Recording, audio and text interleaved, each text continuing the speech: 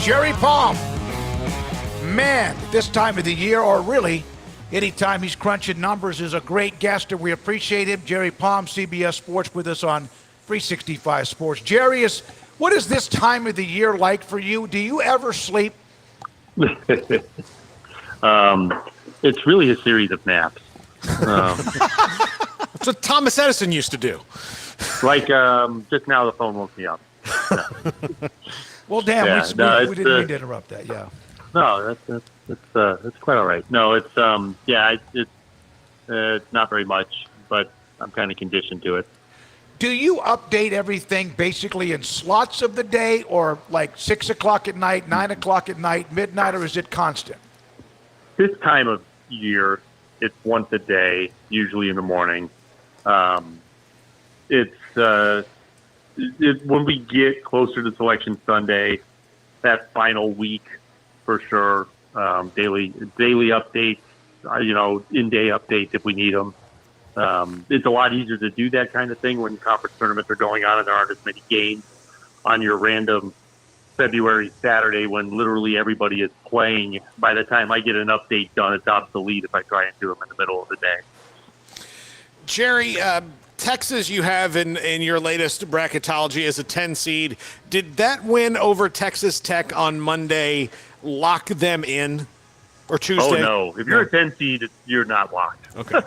No, not yet. I've got, I think, 17 locks. But I define that differently than most. For me, a lock is, if you lose all of the rest of your games, are you still in the tournament? That does not apply to 10 seeds at this time of year. It does apply to teams like Baylor, but it doesn't apply to teams like Texas, who, Texas is still below 500 against the top three quadrants, for example. They play both Oklahoma schools at home. They'll probably be favored. They have to go to Baylor. Certainly won't be favored. We'll see what they do in the conference tournament. But typically, if you're below 500 against the top three quadrants, your chances of making the tournament are not good. Jerry, how much of a ride is a thin line is Gonzaga riding right now?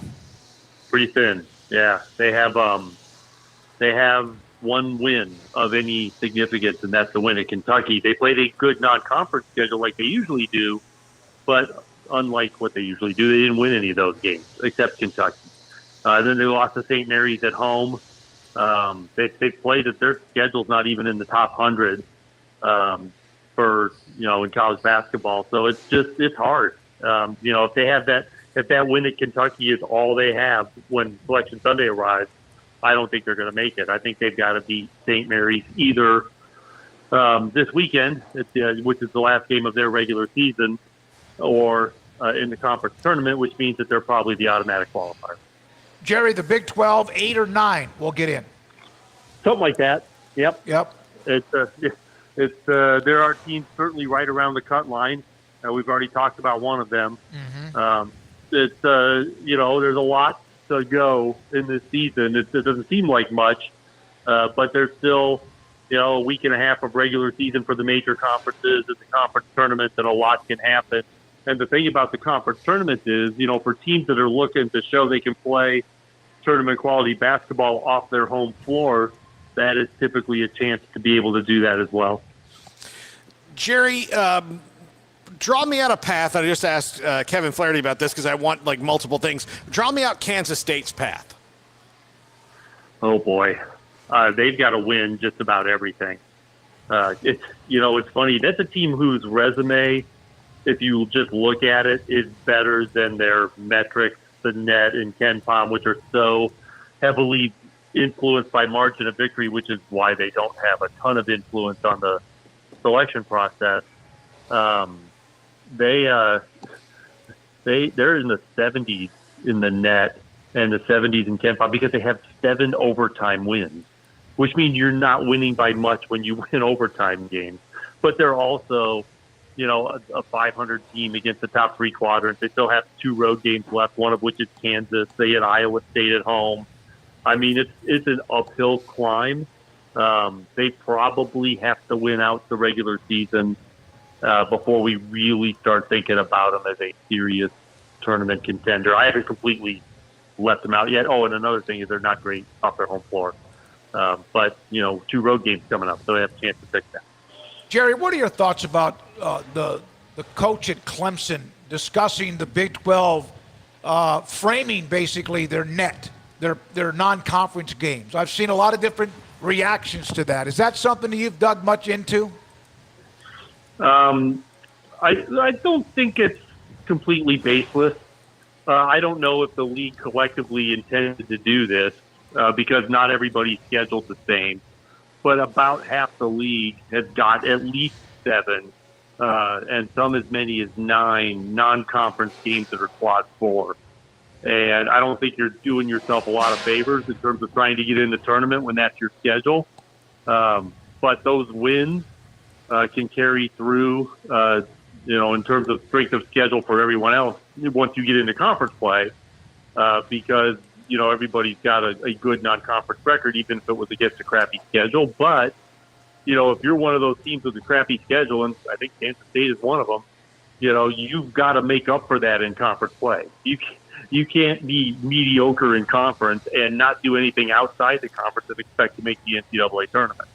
So you're taking a chance that you can be good enough in conference when you take non-conference off to get selected for the NCAA tournament, and that's a risky thing. Jerry, your 1 seeds right now are UConn, Purdue, Houston, and UNC, and of those 4, 3 of them I just can't see a scenario where they're not 1 seeds. It'd have to be really, really bad down the stretch. Yeah. Who among your 2 seeds of Kansas, Tennessee, Marquette, and Arizona could take North Carolina's spot the best? Yeah, you're right about the top 3. They could lose twice, each of them, and they're still the top 3 teams in the bracket. But Carolina, Arizona, Tennessee, Marquette, to me, are the ones that have the best chance to get that 4th number 1. Tennessee probably has an advantage because of the schedule they have left. They just picked up a quad 1 win last night against Auburn. They have 3 more quad 1 wins, and not all quad 1 wins are the same. Some are definitely better than others, but all of theirs are good. Then they get into their conference tournament. If they win that, it's going to be hard to deny Tennessee, even if Arizona and North Carolina win out. The real threat, I suppose, to that might be Marquette, because Marquette still has UConn at home. And if they were to win the Big East tournament, they'd probably beat UConn again. Baylor has Kansas at home, Texas at home, and then they play at Tech, and they're right now riddled with the injury with their big guy inside, and, of course, not a good effort against Texas. Can they get any higher than a 3 seed? Oh, yeah. I think a 1 would be a stretch, but a 2, certainly, yeah. They're going to have to play well down the stretch of this season. Obviously, there are 2 Big 12 teams ahead of them, and Iowa State's right there with them. So it's a very competitive situation among the Big 12 teams in that part of the bracket. And Houston's almost certainly going to be a 1, but Kansas, Baylor, Iowa State, I would say, are all in play to be 2s. And if things go well, you could have more than one of them on the 2 line. Can they be below a 4? Can they go into a free fall and knock themselves out of a 4? Yeah, they could. I mean, because once you start to go down the bracket, the teams are more closely together in terms of the quality of their resume. So, yeah, they lose 3 in a row here or something, they could find themselves as a 5. But it depends on what other teams do.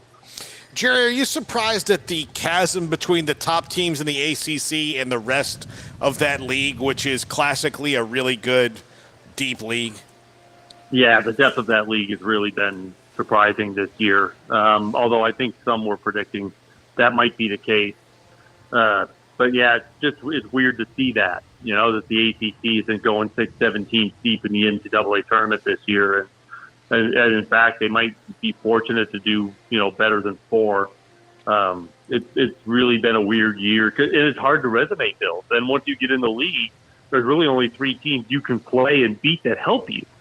And that makes it really hard to resume build because every other game is just a potential, pitfall as you're trying to build an NCAA tournament resume. Jerry, last thing, you said we woke you up, and you do have little naps along the way. How often would you guess how many college coaches text you a day right now?